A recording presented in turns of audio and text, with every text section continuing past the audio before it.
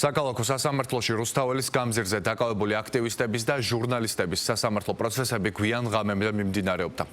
ნაწილს გზის გადაკეტვას, ნაწილს კი სახის ნიღბებით დაფარვას ედავებიან. ჟურნალისტ ქეთა ციცქიშვილს, რომელსაც გზის გადაკეტვას ედავებოდნენ, მოსამართლე კობა ჩაგუნავამ 5 დღიანი პატიმრობა შეუფარდა. ნიღბის მაგვარი საშუალებით სახის დაფარვის გამო დაკავებულ პროგრამისტს თეიმურაზ სარალიძეს კი 6 დღიანი პატიმრობა. ნინო ბერუაშვილს, რომელსაც იმავე მუხლით ედავებოდა გამოძიება ნიღბის საშუალებით სახის დაფარვას, მოსამართლე მანუჩარ ცაცუამ 4 დღით პატიმრობა შეუფარდა.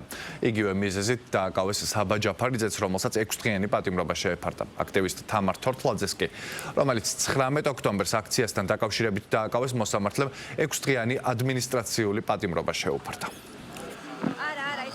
უნებრივია იყო მოსალოდნელი გადაწყვეტილება, შეასრულა მოსამართლემ დავალება, რომელიც ჰქონდა მიღებული ქართული ოცნების მიერ. ეს არის მურუსძის მართლმსაჯულების და მურუსძის კლანის და ბიძინევაშვილის მართლმსაჯულების კლასიკური სახე.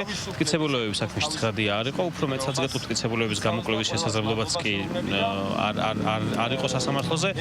თავად მოსამართლემაც არაერთხელ აღნიშნა, რომ მე ვარაფერ მტკიცებულება ამჭირდება სხვა გარდა იმისა, რაც წარმოადგინა შინაგან საქმეთა სამინისტრო, მას ჰქონდა დავალება, რომ რაც შეიძლება სწრაფად მაქსიმალურად მოკრებადაში მიიღო ის გადაწყვეტილება, რაც მიიღო. ჩვენ წარუდგინეთ მას აუდიო ჩანაწერებში ნათლად ჩანდა ის, რომ ჩემი დაცვის ქვეშ ყოფი იყო უკანონოდ დაკავებული მთელი 6 საათის განმავლობაში.